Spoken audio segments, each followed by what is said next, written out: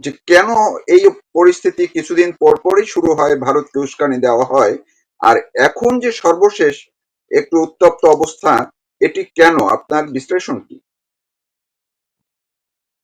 ধন্যবাদ, ধন্যবাদ মারুফ স্যার। প্রথম কথা হচ্ছে যে বাংলাদেশে বর্তমানে যে সরকার রয়েছেন, আহ, তারা আমার মতে তারা নির্বাচন করতে চান না। দ্বিতীয়ত হচ্ছে যে যারা সমর্থক, যারা তথাকথিত জুলাই আন্দোলন করেছিলেন, তারা নির্বাচন হলে, কারণ তারা সেই ধরনের কোনো আসন পাবেন না। আর জামায়াত ইসলামী তারাও একই ধরনের অবস্থানে আছে। এই মিলিত শক্তি তারা চাইছেন কোনো একটা অজুহাতে নির্বাচনটাকে যদি পেছানো যায়। সেই পেছানোর জন্য তারা ভারতকে প্ররোচিত করতে চাইছেন নানাভাবে, অনেকটা পায়ে পা লাগিয়ে ঝগড়া করার মতো। কিন্তু ভারত সংযত প্রতিক্রিয়ায় যতটুকু না দেওয়ার নয় ততটুকু প্রতিক্রিয়া দিচ্ছে, এবং দুই দেশের সামরিক প্রধান, অর্থাৎ ভারতের আর্মি চিফ এবং বাংলাদেশের আর্মি চিফ, তাদের দুজনের মধ্যে বাক্যালাপ হয়েছে। বাক্যালাপে বাংলাদেশের আর্মি চিফ তিনি আহ, বলেছেন, প্রতিশ্রুতি দিয়েছেন যে ভারতের যে সমস্ত প্রতিষ্ঠান আছে সেগুলো তিনি রক্ষা করবেন, রক্ষা করার জন্য ব্যবস্থা নেবেন। এখন এই অবস্থাতে আমার যেটা মনে হয়েছে যে গোটা ঘটনাটা যদি, মানে যাকে ইংরেজিতে বলা হয় জেনেসিস, খুঁজতে গেলে একটাই হবে। কারণ আমি একটা কথাই বলে আসছিলাম যে ইউনূস ক্ষমতা ছাড়তে চান না। তিনি ক্ষমতা হাসিনাকে যখন সরিয়েছেন তিনি পাকাপাকি তাই যতদিন পারবেন ততদিন থাকবেন। তাকে গণ আন্দোলনের মাধ্যমে না সরালে তিনি যাবেন না। ফলে তিনি তার থাকার জন্য যে ব্যবস্থাগুলো করা দরকার সেই ব্যবস্থাগুলোই করছেন। সেই কারণেই তার সর্বাপেক্ষা সব থেকে বেশি হচ্ছে ভারতের বিরুদ্ধে উস্কানিমূলক কথাবার্তা যারা বলতে পারে তাদেরকে তিনি প্রশ্রয় দিচ্ছেন। আমার কাছে সামগ্রিকভাবে মনে হয়েছে পরিস্থিতিটা এই। কিন্তু এই যে আপনি বাংলাদেশ এবং ভারতের দুই সেনাবাহিনী প্রধানের কথা বললেন, আমরা তো দেখছি যে ভারতের বিরুদ্ধে যেভাবে প্রকাশ্যে উস্কানি দেওয়া হয়, এমনকি প্রথম আলো ডেলি স্টার জ্বালিয়ে দেওয়ার সময় তারা বলেছে যে এই দুইটি প্রতিষ্ঠান হচ্ছে ছায়া, একই সঙ্গে ছায়ানট। আবার উদীচীর কথাও বলা হচ্ছে যে তারাও ভারতের দালাল বলেই তাদেরকে জ্বালিয়ে দেওয়া হয়েছে, ভাঙচুর করা হয়েছে। 32-এর কথা না হয় বাদই দিলাম। তো সেনাবাহিনী প্রধান তো সেনাবাহিনীর সামনেই, সেনাবাহিনীর সদস্যদের সামনেই তো এই জঙ্গিবাদী চেহারাগুলো তারা স্লোগান দিয়েছে, ভারতের বিরুদ্ধে উস্কানি দিয়েছে। বাংলাদেশের সেনাবাহিনী কি তাদেরকে নিবৃত করার বা নিবৃত করেছে বা কারো বিরুদ্ধে ব্যবস্থা নিয়েছে, কারো গ্রেপ্তার করেছে? সেটি তো আমরা দেখিনি। সেই ক্ষেত্রে বাংলাদেশের সেনাপ্রধান এবং ভারতের সেনাপ্রধানের মধ্যে যে কথা দৃশ্যমান, সেটি আপনার কাছে কি মনে হয়, নাকি এর আড়ালে কিছু আছে? না, আড়ালে কিছু নেই। যেটা পরিষ্কার বলা হয়েছে যে ভারতীয় প্রতিষ্ঠান আপাততভাবে যেখানে ভারতের মিশন সেগুলো আক্রান্ত হচ্ছে, সেগুলোকে যাতে রক্ষা করা যায় সেই জন্য ভারতের আর্মি চিফ তিনি বাংলাদেশের সেনাপ্রধানকে বলেছেন। সেনাপ্রধান আশ্বস্ত করেছেন যে সেগুলো রক্ষা করার জন্য তারা ব্যবস্থা করবেন, এবং সৌভাগ্যক্রমে এখন পর্যন্ত আর কোনো অপ্রীতিকর ঘটনা ঘটেনি। যেগুলো ঘটনাগুলো ঘটে গিয়েছিল গতকাল পর্যন্ত তারপরে আর কিছু ঘটেনি, এটা ঘটনা আর কি। তো কিন্তু সুতরাং আজকেও তো শুনলাম কোন কোন এই সামাজিক যোগাযোগ মাধ্যমে এই যে যারা এই জঙ্গিপনা গুলো করছে, জঙ্গিবাদী আচরণ গুলো করছে, তাদের অনেকেই বলছে যে ভারতের এই সেভেন সিস্টার নিয়ে তারা প্রকাশ্যে হুমকি দিচ্ছে। এখন আজকেও এরকম ঘটনা ঘটেছে। তো এই হুমকিগুলো, এগুলো কি শুধু দেওয়ার জন্যই দেওয়া, নাকি আসলেই বাংলাদেশের এই মৌলবাদী জঙ্গিবাদী গোষ্ঠীগুলো ভারতকে কিছু একটা করতে চায়? না, এটা করতে চাই একটাই কারণে, বাংলাদেশের মৌলবাদ এবং তাদের যিনি নেতা ডক্টর ইউনূস তাকে ক্ষমতায় রাখতে চায়। এটা হচ্ছে সোজা কথা। সেই কারণে তারা ভারতকে একটা প্ররোচিত করছে যাতে ভারত যদি কোনো একটা বিন্দুমাত্র কোনো ব্যবস্থা নেয় সঙ্গে সঙ্গে তারা নির্বাচনটা পিছিয়ে দেবে। এবং এই নির্বাচন 12ই ফেব্রুয়ারি, তারপরে যদি পিছিয়ে যায় আপনি দেখুন রমজান মাস, রমজানের পরে ঈদ, ঈদের পরে স্কুল কলেজের পরীক্ষা, তারপরে আবার একটা বকরি ঈদ, তারপরে বর্ষাকাল। ফলে নির্বাচন হওয়ার কোনো সম্ভাবনা নেই আগামী 2026 পর্যন্ত। সেইটা এরা চাইছে, সেইটাই এরা চাইছে, সেই কারণে এই ধরনের ঘটনা ঘটাচ্ছে। এবং তারা চাইছে ভারতের পায়ে, আমি বললাম তো পায়ে, ভারত সেই জন্য সংযত আচরণ করছে। কিন্তু মানে প্রশ্নটা হলো যে কতকাল সংযত আচরণ করবে? একটা সময় যখন এরা যেটা হচ্ছে, যখন দেখে যে না, এবার তারেক জিয়া তিনি দেশে আসছেন, নির্বাচনের প্রস্তুতি হচ্ছে, বিএনপি প্রায় ক্ষমতায় আসতে চলেছে, অথচ তারা আসতে দিতে চায় না। তারা তখন আরেকটা কিছু অভূতপূর্ব ঘটনা ঘটাবে। হাদির মৃত্যু তো একটা ব্যাপার। হাদিকেও প্রায় জাতীয় শহীদের মর্যাদা দেওয়া হয়েছে। কবি নজরুলের পাশে তার মরদেহকে শায়িত করা হয়েছে। আমি জানি না জিয়াউর রহমানের হয়েছে কিনা। ফলে এখন তো বিএনপি বা ইত্যাদি তাদেরকে ঠিক করতে হবে, সিদ্ধান্ত নিতে হবে। বিএনপি ১ম এ ধরে নিয়েছিল তারা খুব সহজেই ক্ষমতায় আসছে। তাদেরকে সহজে ক্ষমতায় আসতে দেবে না এই জঙ্গিরা। দেবে না তারা। সেটা তারা বুঝছেন হয়তো। এখন জানি না, তারা নানা রকমের বলতে চাইছেন যে তারেক জিয়া আসছেন ইত্যাদি, ইত্যাদি। ফেসবুকে ছবি দেওয়া হচ্ছে তার প্রিয়তম বিড়ালকে নিয়ে তিনি আসছেন। তার স্ত্রী কেন চলে গেলেন তার আগে আমি জানি না। স্ত্রী সঙ্গে করে আসবেন কিনা আমি তাও জানি না। তো এখন এই যে এই সমস্ত বিষয়গুলো ভালুকায় যে দীপু চন্দ্র দাসকে যেভাবে জ্বালিয়ে হ্যাঁ, পুড়িয়ে হত্যা করা হলো, সেটির প্রতিক্রিয়া ভারতে কেন? বাংলাদেশে একজন দীপুকে বা হিন্দুদের বাড়ি ঘরে হামলা হবে, ভাঙচুর হবে, লুটপাট হবে, তাতে ভারতের কি? এই কথা তো তারা বলছে। ভারত কেন প্রতিক্রিয়া দেখাবে? ভারতে কেন বিক্ষোভ হবে? না, না, না।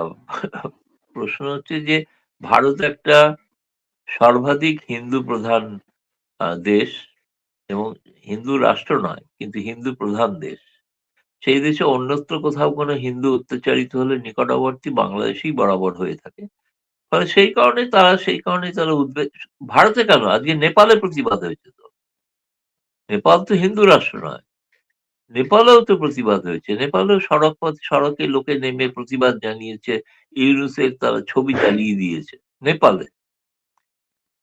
এটা হচ্ছে মানবিকতার বিরুদ্ধে একটা পদক্ষেপ। সেটা হিন্দু হোক, খ্রিস্টান হোক বা সংখ্যালঘু যেই হোক।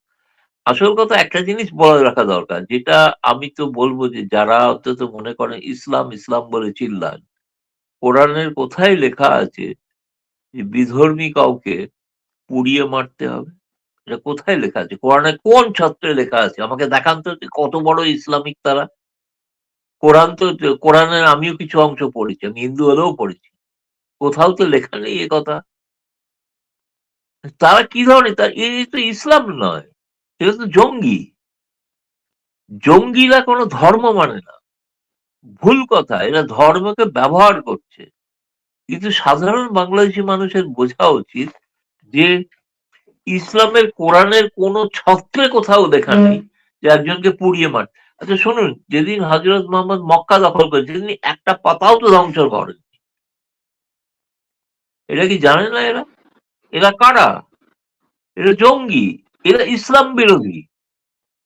ইসলামের যে পবিত্র আদর্শ তার বিরোধী শক্তি এরা। এরা ইসলামিক নয়। এইটা বাংলাদেশের মানুষের বোঝা উচিত। এরা ইসলাম বলে ব্যবহার করছেন তাদের।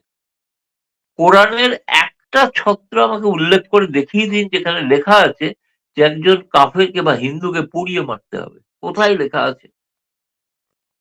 কোথায় লেখা আছে যিনি হযরত মুহাম্মদ, তো তিনি বহু তার বিরোধর্মীকে, বহু লোককে তিনি ক্ষমা করে দিয়েছিলেন। সেটাই হচ্ছে পবিত্র ইসলাম। সেই ইসলামের একটা বিকৃত ধারণা প্রচার করে আজকে বহু মানুষকে বিভ্রান্ত করছেন এরা। বাংলাদেশের মানুষের বোঝা উচিত যারা এই সমস্ত করছে তারা হচ্ছে ইসলাম বিরোধী মানুষ। এইটা বোঝা উচিত। আরেকটি বিষয় যে আপনি তো খুবই প্রখ্যাত সাংবাদিক, আপনি আমাদের প্রফেশনের অনেক সিনিয়র একজন গুণী ব্যক্তিত্ব। এই যে প্রথম আলো এবং ডেইলি স্টারে হামলা করা হলো, অগ্নিসংযোগ করা হলো, যেইভাবে নারকীয় তাণ্ডব চালানো হলো, এই ডেইলি স্টার বা প্রথম আলো তারাও তো ডক্টর ইউনূসের সমর্থক। তো তাদের উপরে কেন এই জঙ্গিরা হামলা করলো? তারা তো ইউনূসের পক্ষে একসাথেই ৫ই আগস্ট তো সবাই একীভূত ছিল। এই প্রশ্নটা আপনাকে করতেই চাই। আপনি কি এটিকে কিভাবে দেখছেন? আমি এটাকে এভাবেই দেখছি যে দুর্ভাগ্যজনক যে এরা জানতেন না যে এরা মানে বাঘের পিঠে সওয়ার হয়েছিল। আমি অনেক জায়গাতেই বলছি সেই জার্মান এক কবির কথা। যিনি বলেছিলেন যে, "আমার বহুদূরে এক ট্রেড ইউনিয়নপন্থী নেতার বাড়িতে ওরা হামলা করেছিল, ফ্যাসিস্টরা। আমি প্রতিবাদ করিনি। কারণ আমি তো ট্রেড ইউনিয়ন করি। তারপরে কমিউনিস্ট পার্টির লোকের কাছে এসেছিল। আমি তো কমিউনিস্ট নই। সেজন্য আমি বিরোধিতা করিনি। আমার প্রতিবেশীর কাছে এসেছিল। বোধহয় কোনো অপরাধ করেছিল। তাই আমি কোনো প্রতিবাদ করিনি। কিন্তু যেদিন আমার উপরে আক্রমণ হলো সেদিন আমাকে বাঁচানোর জন্য আর কেউ ছিল না।" এটা 'প্রথম আলো' ডেইলি স্টারের জন্য প্রযোজ্য। 'প্রথম আলো' ডেইলি স্টার যেটা করেছে তাদের এটা প্রাপ্য ছিল। এটা আমি মনে করি তাদের এটা প্রাপ্য ছিল। তারা ২০০৮-৯ 1/11 এর সময় ইউনূসকে আনার জন্য কি কাণ্ড করেছেন। আজকে তারা বলছেন যে তারা স্বীকার করছেন শেখ হাসিনা তাদের বিরোধী ছিলেন। শেখ হাসিনার সময় তো তাদের কাগজ একদিনের জন্য বন্ধ হয়নি। শেখ হাসিনার সময় তাদের কাগজকে তো জ্বালিয়ে দেওয়া হয়নি। তাহলে বুঝুন কাদের আপনি রাজত্বে এনেছেন। আপনি যখন শেখ হাসিনাকে হটানোর জন্য যাদের সমর্থন করলেন তারা কারা এটা আপনি বোঝেননি। সুতরাং আমার কাছে মনে হয় যে নামি দামি সাংবাদিক হতে পারেন। আসলে এরা মূর্খ সাংবাদিক। মূর্খ সাংবাদিক। আমি আমি বলছি তো মাহফুজ আনাম একজন মূর্খ সাংবাদিক। তিনি কিচ্ছু জানেন না সাংবাদিকতা। তিনি একজনকে সরানোর জন্য তিনি যাদের আশ্রয় নিলেন আজকে তাদের দ্বারা তিনি আক্রান্ত। এর জন্য আমরা প্রেস ক্লাব ইন্ডিয়া থেকে তার সমবেদনা জানিয়েছি। প্রেস ক্লাব ইন্ডিয়ার পক্ষ থেকে আমরা বলেছি, নিন্দা করেছি। এটা হওয়া কিন্তু এটা জানি যে এটা হওয়ার কথা ছিল। আজ যারা সমর্থন করছেন ইউনূসকে এবং তার সমর্থকদের, তাদের প্রত্যেকের একদিন বাড়িঘর ধরে এরকম জ্বালাবে এরা। এইটা এরা বুঝছেন না। একটা প্রগতিশীল শক্তিকে চিনতে না পারার অপরাধ, দায় তাদের আজকে নিতে হচ্ছে। কিন্তু প্রগতিশীল এই যে শক্তি আপনাকে আচ্ছা আমি বলছি না যে শেখ হাসিনা সব দারুণ কাজ করেছেন। এরকম আমি কিছু বলছি না। দারুণ কাজ যিনি করেছেন উন্নয়নের স্বার্থে সব ঠিক আছে। গণতন্ত্রের ক্ষেত্রে তার হয়তো কিছু ভুল ভ্রান্তি থাকতেই পারে। কিন্তু আপনি বাংলাদেশকে যে প্রবৃদ্ধি, যে উন্নতির পথে যাকে নিয়ে যাচ্ছিল, আপনি তার কেন বিরোধিতা করবেন? আমার কাছে তো এটাই বিস্ময়কর। তার আপনি ভুলভ্রান্তি নিয়ে সমালোচনা করুন। আপনি তো সমালোচনা করেছেন। আপনার কাগজ তো জ্বালিয়ে দেয়নি আওয়ামী লীগ। আপনার কাগজ তো বন্ধ করেনি আওয়ামী লীগ। আজকে বাংলাদেশে যতগুলো বেসরকারি টেলিভিশন, সব শেখ হাসিনার অবদান। সবই তো শেখ হাসিনা করে দিয়েছিল। আগে তো একটাই ছিল বিটিভি। বিটিভির পরে যারা তৈরি হয়েছে তারা তো সব শেখ হাসিনা করে দিয়েছিলেন। তো শেখ হাসিনা হচ্ছেন অগণতান্ত্রিক ফ্যাসিস্ট। কিন্তু তিনি তার সমালোচকদের তিনি জায়গা করে দিয়েছিলেন। এমন ফ্যাসিস্টের সংজ্ঞা তো আমি জীবনে শুনিনি। কিন্তু এই যে ডেইলি স্টার এবং প্রথম আলো তাদের বিরুদ্ধে যে অভিযোগ তুলে লুটপাট অগ্নিসংযোগ করা হয়েছে, সাংবাদিকরা সারা রাত বা রাতের একটি অংশ তাদের জীবন বিপন্ন হওয়ার পথে ছিল, তাদের বিরুদ্ধে অভিযোগ তো তারা ভারতের দালাল, ডেইলি স্টারকে দিল্লি স্টার তারা বলছে, প্রথম আলোকে ও মতিউর রহমানকে তারা ভারতের দালাল অভিযোগ তুলে এগুলো করা হয়েছে। তাহলে আহ, ভারতের দালালরা আবার তাহলে ডক্টর ইউনূসের সঙ্গে একীভূত হলো, এই অঙ্কটা কি হবে তাহলে? কিছু অঙ্ক নয়। প্রথম কথা হচ্ছে আমার তো একটাই প্রশ্ন জানার ইচ্ছা। মাহফুজ আলম, মতিউর রহমান চৌধুরী যারা হামলা করেছে, থানায় কোনো এফআইআর করেছে? তাদের বিরুদ্ধে আক্রমণ হয়েছিল। আমি যদি আমার বাড়িতে কেউ আক্রমণ করে, আমি তো ১ম এ আমি নাও যদি চিনতে পারি, তাহলে আমি বলব যে আমি তার বিরুদ্ধে এক অজানা আততায়ী আক্রমণ করেছে। তার বিরুদ্ধে এফআইআর। এরা পুলিশে গিয়েছেন? এরা তো নাটকের অংশীদার নন। নির্বাচন পেছানোর নাটকের অংশীদার তো মাহফুজ আলম আর ইউনূস তো নন। সাজানো নিজের অফিস কারণ ওই অফিস তৈরি করে দেওয়ার জন্য ইউনূস সরকার সমস্ত অর্থ ব্যয় করবেন। আমি জানি। কারণ ইউনূস তো তাদের সৃষ্টি। ২০০৮-৯ এর কথা যদি দেখেন, নাগরিক শক্তি পার্টি যখন তৈরি হচ্ছিল, তখন তো কারা সমর্থন করেছিল? এরাই না। কিন্তু এরা এটা ভুলে গেছে যে বাঘের পিঠে সওয়ার হলে বাঘ একদিন খাবেই। এটা ইউনূসকেও খাবে। এ বিষয়ে কোনো সন্দেহ নেই। বেশি দিন নেই। দেরি নেই। ইউনূস তাদের ভরসায় আছেন।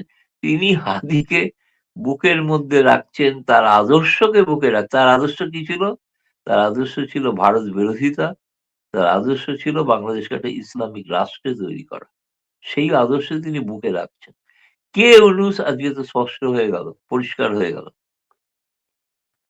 সুতরাং যে আমার মনে হয় যে মাহফুজ আলম এবং প্রথম আলো ডেইলি স্টার এটা প্রাপ্য ছিল। এটা প্রাপ্য ছিল। তারা যে অপরাধ করে এসছেন, সেই অপরাধের তাদের শাস্তি একদিন পেতে হবে, সেই শাস্তি তাদের দেওয়া হয়েছে। শাস্তি তারা পেয়েছেন তাদের বন্ধুদের থেকে। তাদের কিন্তু এই যে বন্ধুদের থেকেই তথ্য শাস্তি সমাবেশ পেয়েছে। হয়েছে প্রথম আলোর সামনে, সেখান থেকে তো প্রথম আলোর কর্মকর্তারা বললেন যে সরকারের ভাবমূর্তি ক্ষুণ্ণ করার জন্য এটা করা হয়েছে। হ্যাঁ, সরকারের তারা তো ভাবমূর্তি সরকারের পক্ষের লোক। তারা তো সরকারের পক্ষে। সরকার মানে ইউনূসের পক্ষের লোক। তারা হচ্ছে ইউনূসের দালাল। দালাল নয়, সরি। ইউনূস তাদের দালাল। আমি উল্টোভাবে বলি। ইউনূসকে তৈরি করেছিলেন তারাই। সর্বশেষ আমি আরেকটি বিষয় একটু, যেমন আমরা আজকে দেখলাম বাংলাদেশের সীমান্তবর্তী কোনো কোনো এলাকায় ভারতের সেনাবাহিনীর কর্মকর্তারা বিশেষভাবে পরিদর্শন করেছেন। এটিও কোথাও কোথাও দেখা গেছে এবং এটি নিয়ে অনেক জায়গা থেকেই বলা হচ্ছে যে ভারতের সেনাবাহিনী বাংলাদেশের সীমান্তগুলোতে একটু চোখে লাগার মতো একটি তৎপরতা শুরু করেছে।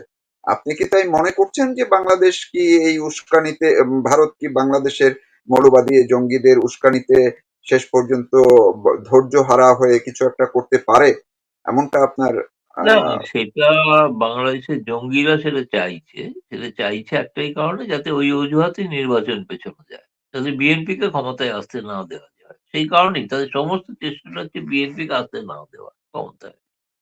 এটাই তাদের চেষ্টা। সে কারণে তারা ভারতের, কিন্তু ভারতের যদি নিরাপত্তা বিঘ্নিত হয়, সেখানে কে বাংলাদেশে ক্ষমতায় আসছে না আসছে সেটা দেখা তো কোনো ব্যাপার নয়। বাংলাদেশের নিরাপত্তাজনিত বিষয়গুলোকে আ আমার মনে হয় সেই ধরনের প্রস্তুতি হয়তো নিয়েছে। যদি কোনো কারণে এই জঙ্গিরা শেষ পর্যন্ত এমন হতে যদি দেখে যে নির্বাচন হচ্ছেই শেষ পর্যন্ত, ভারতের উপরই আক্রমণ করে বসবে। যাতে নির্বাচন পেছানো যায়। এরা যখন দেখছে নির্বাচন পেছনোই যাচ্ছে না, যখন পেছানো জরুরি, তখন কোনো কারণ না দেখে তখন ভারতের উপরে আক্রমণ করে বসবে। আমি শুনলাম একজন বিএসএফ এর কোনো একজন জওয়ানকে আজকে এরা গ্রেপ্তারও করেছে। মানে এটাও এক ধরনের প্ররোচনা। সেটা হয়তো ফেরত দিয়ে দেবে কি দেবে না আমি এখনো জানি না। কিন্তু আমি বলছি আমার ধারণা, পাকিস্তান যে ভুলটা করেছিল যে আপনার ওই ডিসেম্বরে ভারতকে আক্রমণ করে বসেছিল। তারপরে ভারত গিয়ে আক্রমণ করে, প্রতি আক্রমণ করে বাংলাদেশের মুক্তিযোদ্ধাদের সহায়তা করে বাংলাদেশকে স্বাধীন করেছিল। আজকে এই জঙ্গিরা, আজকে তো পাকিস্তান সামনে নেই, পাকিস্তান পেছনে আছে। কিন্তু এই জঙ্গিরা কিন্তু সেই ধরনের একটা প্রভোকেশন তৈরি করছে। তারা ভারতের উপর আক্রমণ করার চেষ্টা করছে। বলে আমার মনে হয়। যাতে ভারত পাল্টা আক্রমণ করে।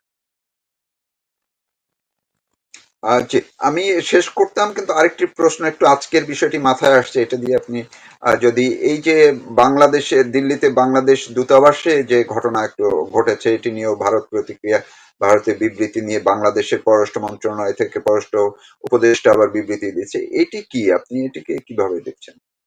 না, আমার মনে হয় পররাষ্ট্র উপদেষ্টা নিজের চাকরি রক্ষা করছে। কারণ তাকে জঙ্গিদের কথা শুনতে হবে। কারণ স্বরাষ্ট্র উপদেষ্টা বোধহয় সম্ভবত আজকে পদত্যাগ করেছেন নাকি? পদত্যাগ করতে চলেছেন। এরকম হ্যাঁ, একটা এরকম খবর শুনছিলাম। হ্যাঁ, এরকম একটা খবর আছে। কারণ তিনি জঙ্গিদের কথা শুনছিলেন না। জঙ্গিদের কথা শুনে পররাষ্ট্র উপদেষ্টা এসব বলেছেন-টলেছেন। তার চাকরি রক্ষার্থে আরকি। হতে পারে আরকি, করতেই পারেন। তিনি জানেন, তিনি কলকাতায় পোস্টেড ছিলেন। তিনি দিল্লির দূতাবাস যেখানে অবস্থিত তার ভৌগোলিক অবস্থান জানেন। এটা একটা ওপেন সড়ক। এখানে কোনো সিকিউরিটি বলে এরকম কোনো মানে বেড়া দেওয়া সিকিউরিটি কেউ ঢুকতে পারবে না এমন কোনো জায়গা নয়। কেউই যায়নি। কয়েকজন লোক ৪ টে গাড়ি করে গিয়ে পৌঁছে তারা প্রতিবাদ জানিয়েছে ওই দীপু দাসের হত্যাকাণ্ডের প্রতিবাদে। আমি শুনেছি আগামী ২৩ তারিখে বোধহয় আরেকটা দল বিশ্ব হিন্দু পরিষদ তারাও প্রতিবাদ জানাতে যাবে। তাদের হয়তো অনেক দূরেই আটকে দেওয়া হবে। কাছাকাছি যেতে দেওয়া হবে না। কিন্তু সেটাকে ওই একটা অজুহাত খুঁজছেন আরকি তৌহিদ হাসান বা তার সঙ্গপাঙ্গ।